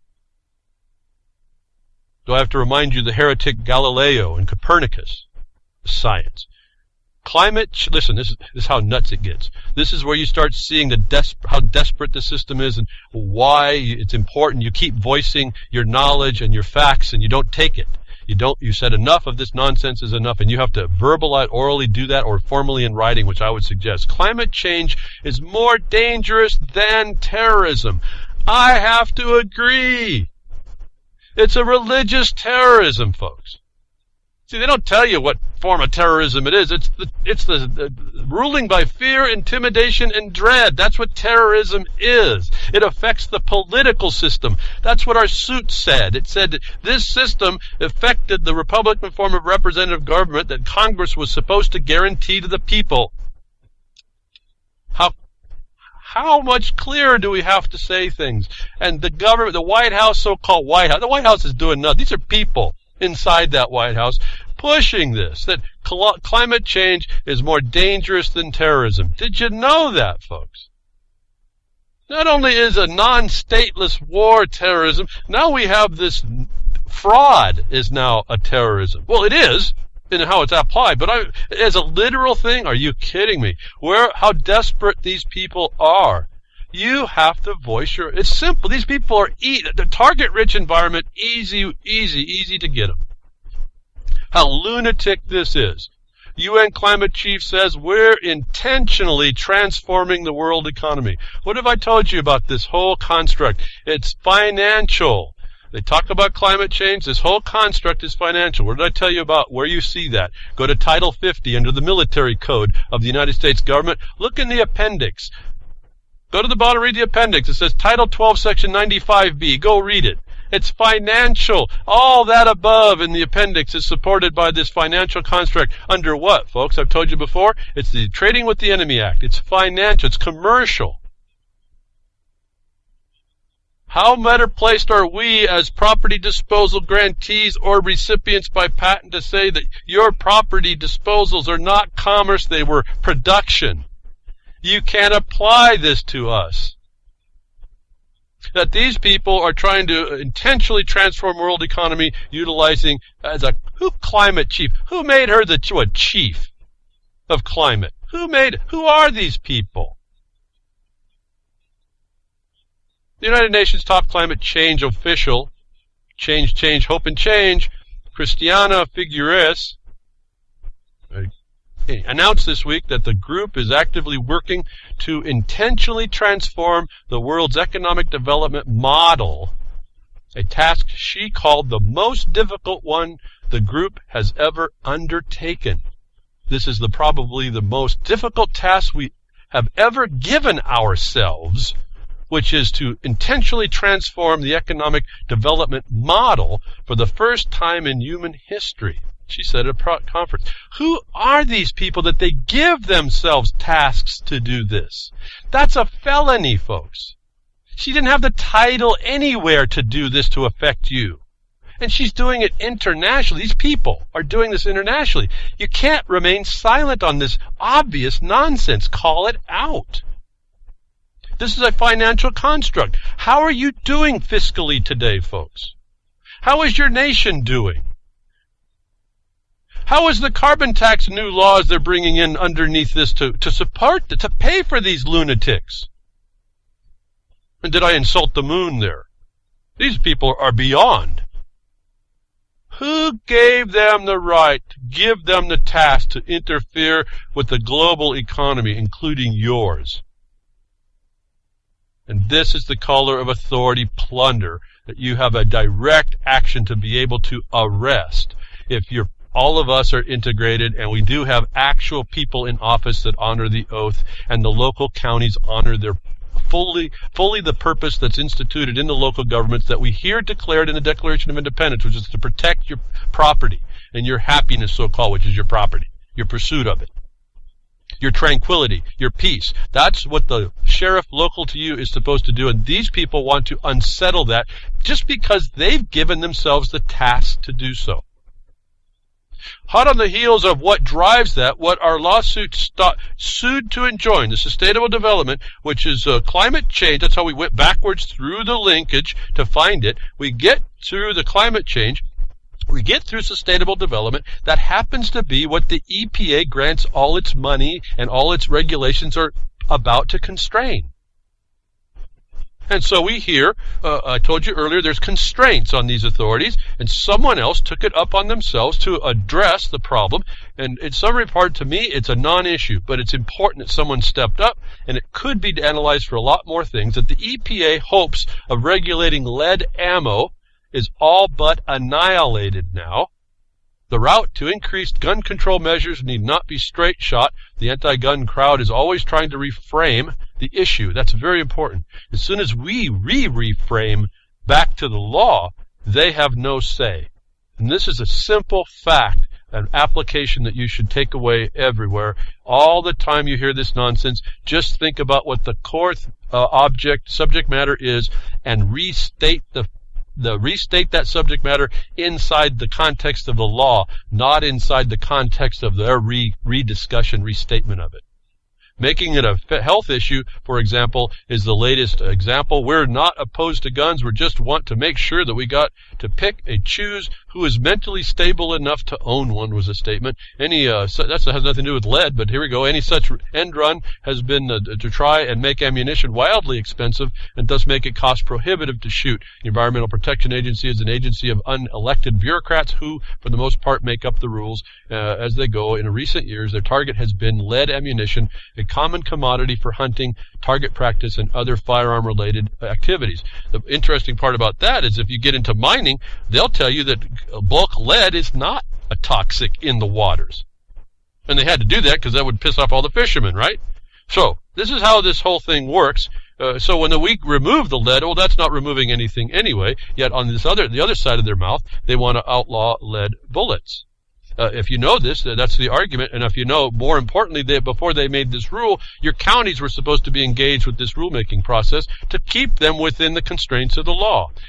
Instead, it goes to the court. And instead of just the first court, they got to go to appeals. In December, a federal appeals court ruled that it was not the jurisdiction of the EPA to regulate the kind of ammo used by hunters. Environmental advocacy groups had long griped that the EPA was not doing enough to crack down on hunters and their ammo, despite the fact that some of the strongest conservationists in the United States are hunters who thoroughly make use and enjoy the outdoors. Well, those hunters are really the NGO interferers, actually. They're the conservation groups. They're not really hunters. That's a lie. The point is, you heard the important word here, jurisdiction, didn't you? Jurisdiction. This is the very first and foremost object of your addressment.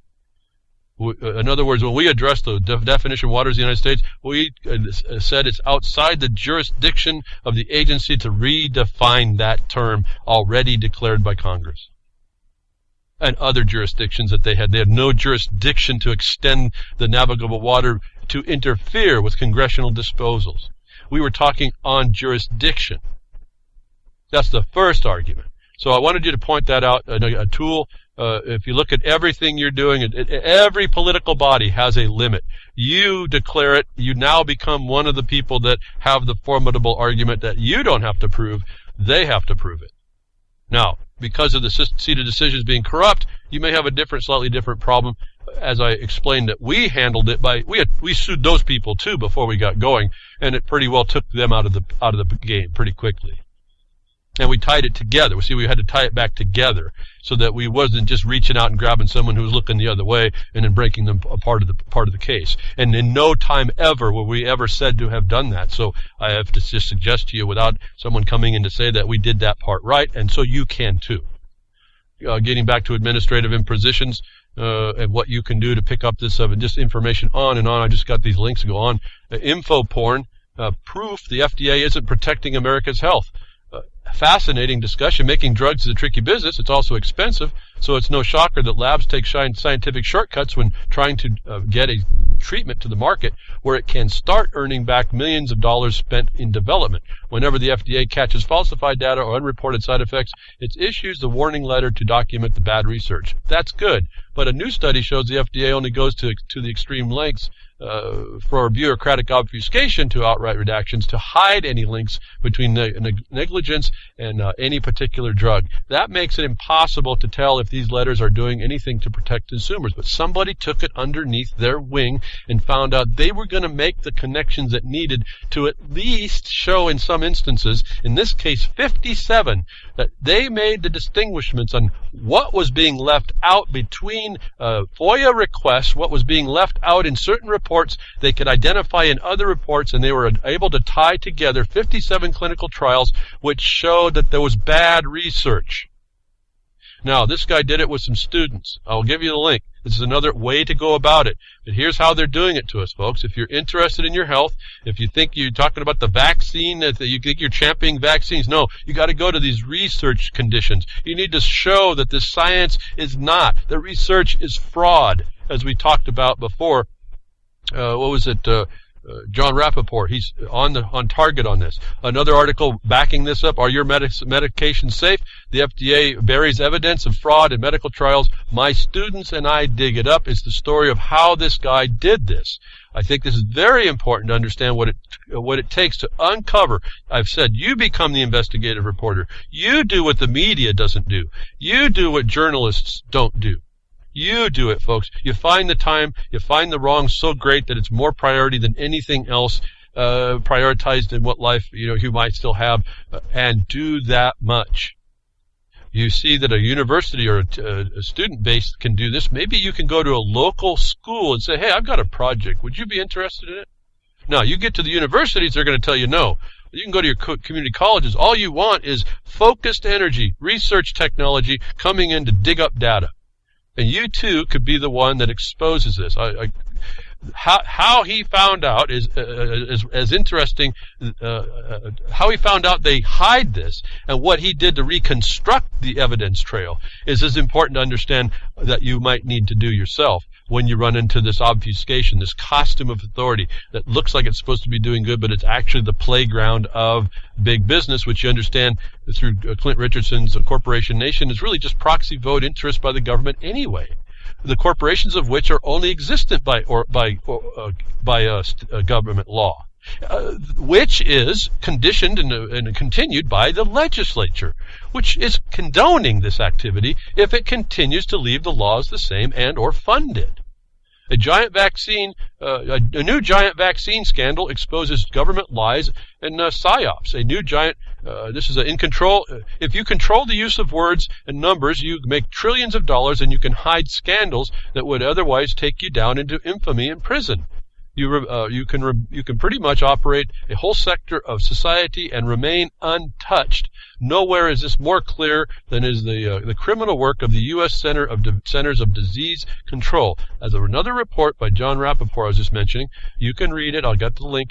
Just tie these things together for you because they're literally meaning our lives and our little ones' lives for this plunder. And the reason why it continues because no one makes a comment against it. And I just mean a comment, I mean a statement.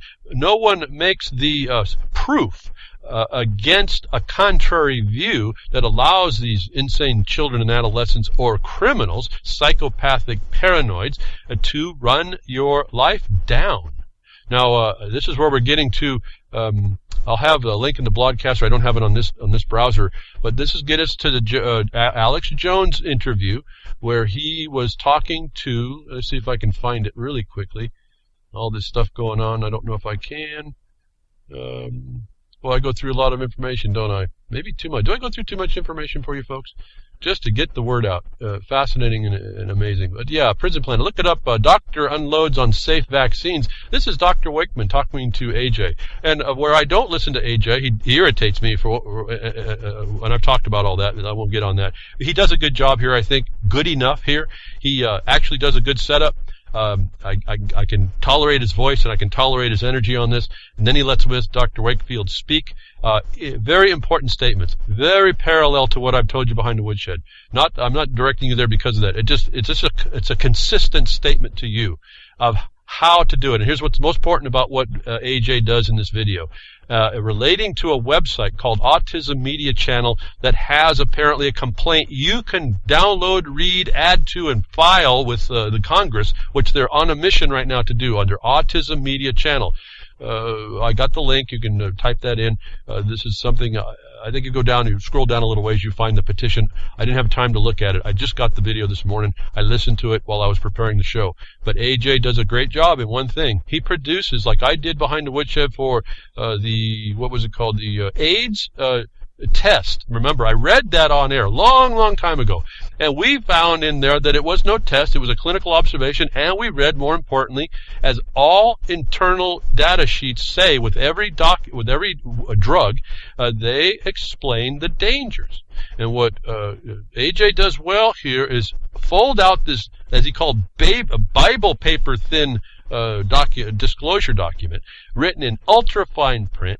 And he says, here's the diseases that reminded me to say to you, that's right. That's another document of proof for your bag o' reality, your bag o' facts, your bag o' law, whatever the thing is you're going against that you create to remind you you have authority to create. This is your counter to the insanity that he points out right there in the MMR. You read it over his shoulder, the camera. It says that one of the byproducts of this vaccine is that it can cause you to have diabetes.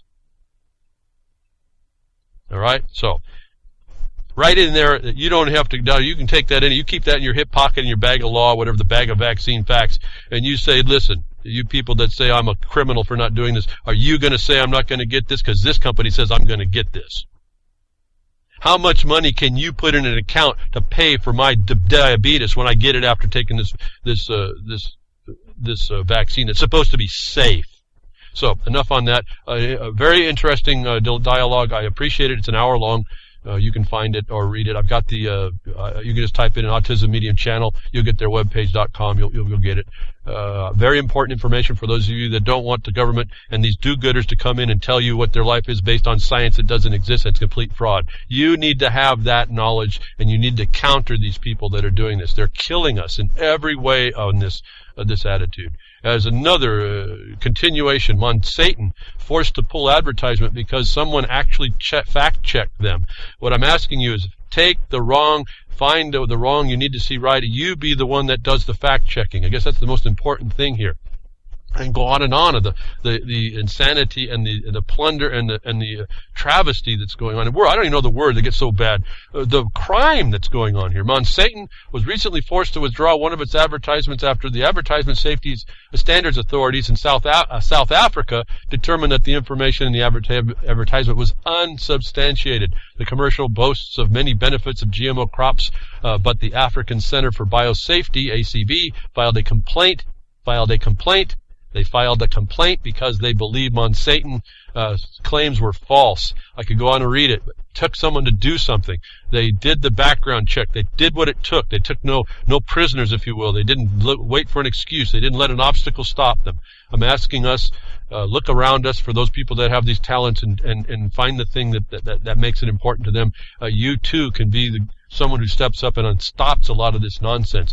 Is it going to stop the whole thing? Well, no, but then we're also not getting that flood of bad information that guides our decisions and really impresses the little ones even worse. In school, they have all these common core questions, and it's bad to have guns. Guns kill people. So the answer to this question of what do we do with guns, if they don't answer ban, they don't pass the test. If you do answer ban, they pass the test. You just inculcated somebody to be an anti-gunner, not understanding the importance of what they're actually doing or saying or the facts. You've just killed them. You just took their ability to decide away. You can help stop that. Pennsylvania researchers discovered glyphosate herbicide in honey and soy sauce. Who would have guessed it, folks? I told you, allowing these GMOs is a bioterror. It cannot not be extended beyond the constraints of the use.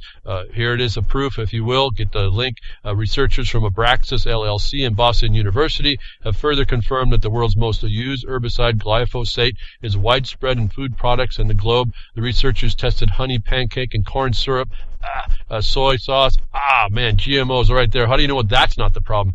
Soy milk and tofu purchased in the Philadelphia, U.S. metropolitan area. You understand, remember now, they're using glyphosate also as a wheat harvest benefit. So they spray it. It wipes out the water it makes them wilty, and it makes them easier to harvest the wheat. I'm not knowing whether or not that's happening to soy. We don't know what the source is. The point of the glyphosate is, oh darn it, the word just slipped my mind. It's oh darn it, it almost came back. It's a chelator, and it will bind up particularly to get rid of things, and that might be your nutrition. That might be a protein molecule you need. That might be a protein molecule that then looks like something else that binds to something that blocks something else. This is what they're finding that glyphosate does in our food. Going into the gut wall, they're finding out that it binds with things and allows bad things to pass the gut wall, which gets into through the blood-brain barrier. Fascinating problem that this little chemical does. That we talk about chelators, but and they sound pretty good, but you got to be careful. There's a wonderful thing you're messing with. You start poking around with the chemistry of the human body. Be careful. I didn't mean that as an insult when I said human.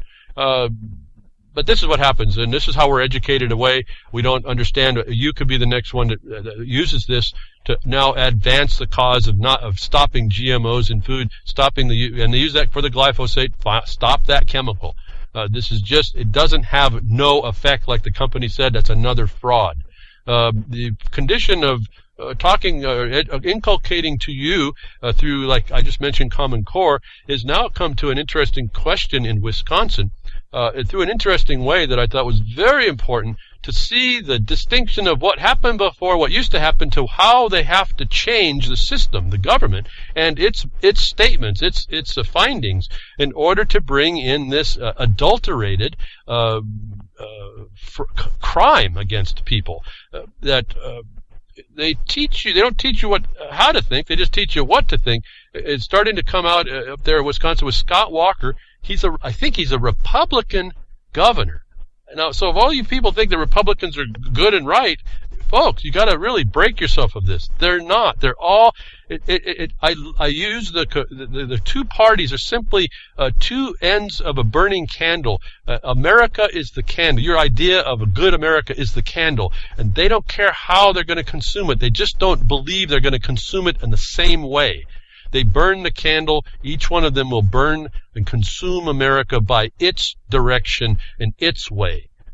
That's what the political parties are. They will get you.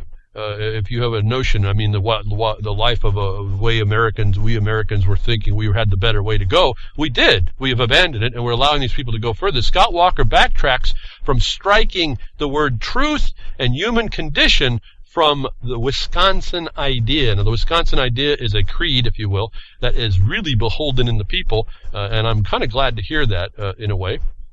Though it has a little bit of nationalism at the state level idea, but in this case it works well, facing a massive backlash. Remember, see, folks, there was no crickets here. A massive backlash means that there was no crickets in Wisconsin. The cricket sound was not amplified by Wisconsin on this issue at all. Notwithstanding that it wasn't anywhere else, but because a lot more states have been done in by this. But by what happens here, Governor Scott Walker retreated after this backlash Wednesday from a proposal to wipe out language at the foundation of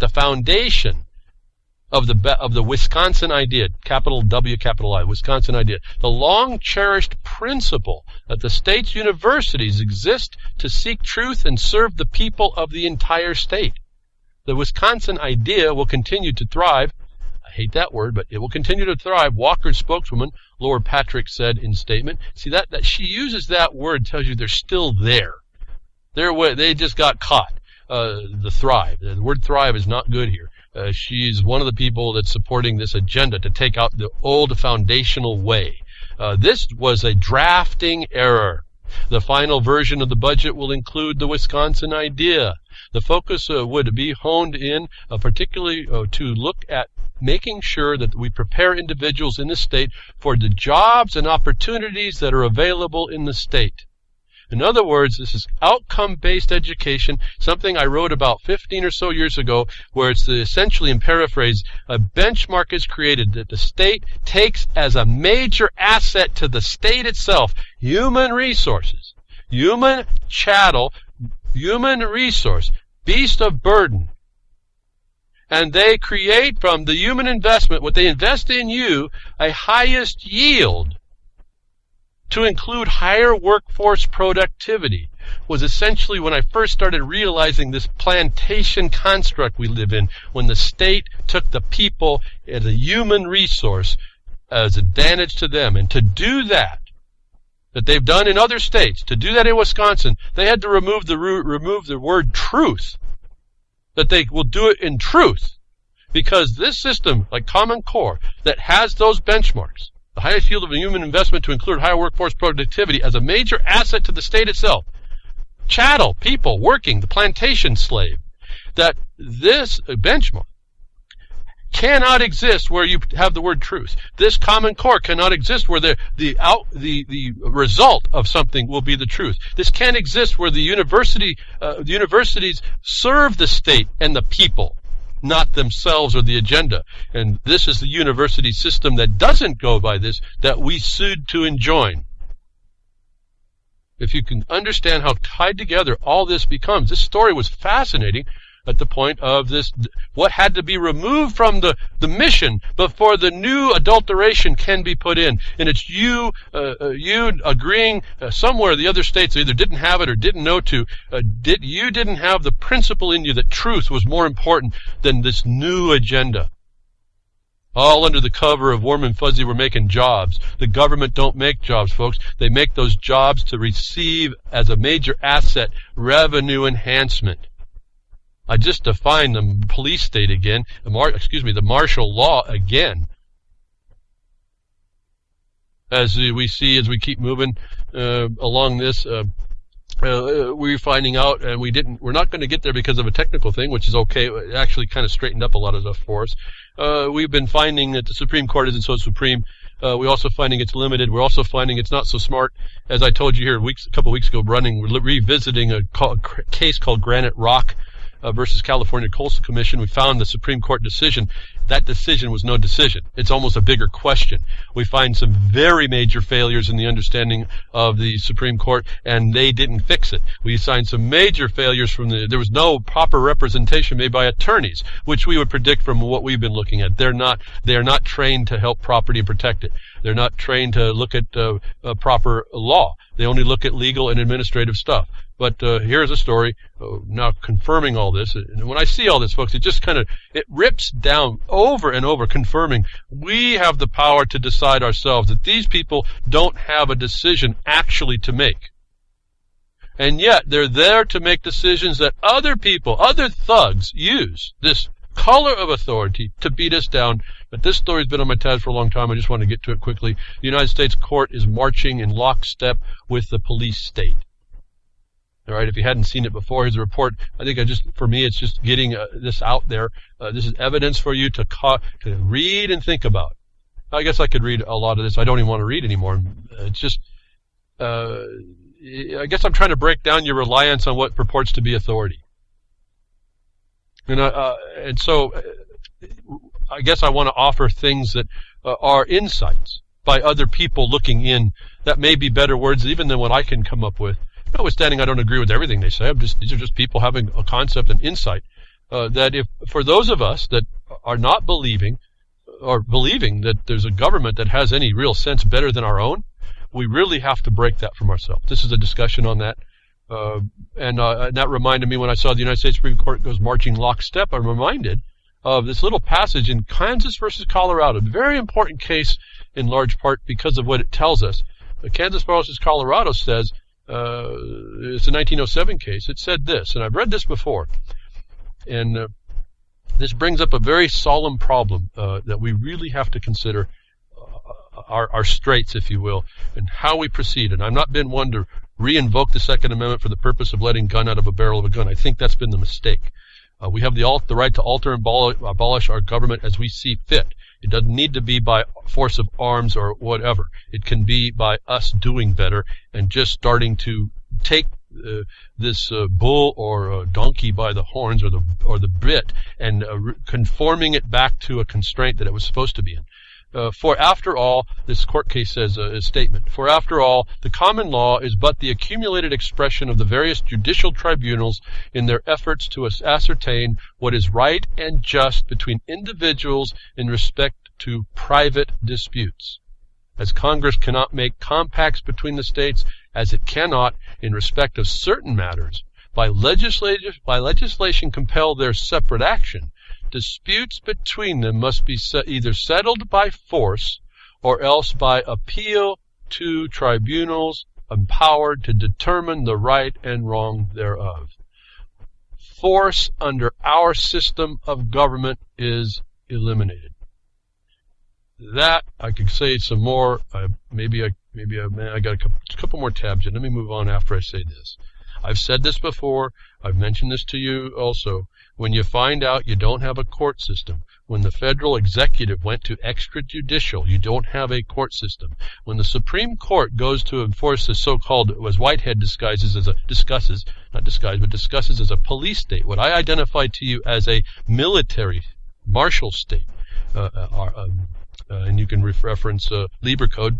I've talked about this. Go to the Avalon website. You can read all about it. That when you find you don't have a judiciary, where this court case says that our system of government, which includes a judiciary, to determine these problems, the issues before that are not resolved by agreement, by that we have the ability to eliminate force. That when you don't have your court system, you are imposed upon to have to conduct yourself at least by force in the first instance, unless you can come up with an alternative way. Now, because the judiciary doesn't sit there doesn't mean you don't have the law, does it? It just means it's legal. It shows it and proves it's legal. And when it disappears, do you have to go to force? Well, that's under international law, and this case says that international law is regarded always by the courts, the legal courts. But is our law gone? And I will state that it's not. You have the law of your contract, that mutual agreement that you do agree to, that has no outstanding issue. Those agreements are law also. And so we have the ability, through processes that have been developed over time, to use the underlying law as the people in our right to keep the peace where the system fails, to assert law by fact agreement, whether or not it's responded. In fact, now you're using the crickets or the silence to respond as your judgment when that happens. That's in law. These are judgments in law. So I've just kind of fleshed out a little bit of where we're going to be going on our suit, and we have found that these are the Supreme Court's going to police state. I'm telling you, there's no Article III courts in the United States, and we have now developed the proof. And I hope that caught your attention. We have every right now, as I've been telling you, there's a silver lining. We have every right now to step up and make this thing what we need. That it takes us stepping up. It takes us stepping up with an intelligence and a knowledge. And that's the hard part. We have to get that pretty quickly. That I've been, if I can say, blessed, even though confined, constricting my whole life 24/7 to almost this position I'm talking to you now, and then to sleep, and then whatever little impositions I go here and there to keep this moving, that I've been blessed to be here to see exactly, it's like an ongoing civics lesson come alive. That we are in that day, that we see that we have proven there is no Article III courts. The Article 1s and 2s are irrelevant to us. And there is no legal respect, but that our law now is empowered by these proofs. That that's why I'm asking us to step up. I'm seeing a great deal. Now, quickly, one thing that we need to definitely help. Boy, this brought back memories back to when I started doing my documentary about child services and what happens. And now you see the ramifications. And it's come out that one of the people that came after me, not that I knew him, he also did a documentary about child services abuses, and he found dead bodies, folks. I didn't get to the dead bodies. Now, I escaped. They got me up. I escaped. He just did the documentary, and he has died, purportedly by a heart attack. So where he found dead bodies, he's no longer with us. I didn't find dead bodies. I'm still here. But it's on this point. Here's a terrible story that, again, if we have people that could help out. I was involved with another type of incidents in this where the father decided he was going to take matters in his own hand. They caught him up. He's in jail, but he tried to defend his family. Didn't have the actual knowledge that he needed, that's where I started finding out maybe you don't have the knowledge on this, because this is now brute force. But breastfeeding mother arrested and babies taken away by force, the so-called parents side of the story was a story that came through. It's heart-rending a bit. It's really heart-rending when I know the underside of this, that another story comes out about the brutality that happens inside the warm and fuzzy. We're taking care of your children. You parent, forget about your son and daughter and that you're the mother or father. But the police literally ripped 14-year-old Levi from his mother's breast, reports Erica May Carey, as she was nursing him in the car at a California gas station. Lots to the story. I just wanted to point out people need our help, those of us that can. It's not just about us. I don't know what more to say about that. We're in a day, folks. We're in that day. So you get the story. I don't have enough time now. I think we're running out. I appreciate you tuning in today. donate, support the networks as you can, whether that's just in a help, in an article, in a maybe getting your own broadcast in money, in virtual coins. The Doge of War, you can click on that and go over for Grimner and what he's done for setting me up to get this out every day, and then UCY.TV for picking up the broadcast and rebroadcasting and whatever we do there, and what Jules does, and then WT. They're the ones that we're this worldtruth.org. That's where the sound comes through. They're the ones that are paying for the servers for this voice to get out. So support all that, you FM broadcasters or AM broadcasters, whoever's picking this up. I appreciate that you do that. Thank you for tuning in. I hope I give you a bunch of tools, folks. It's in our hands to do, and I think we're in a time in all this chaos where actually that's the time we need to be moving. They won't see us coming or going.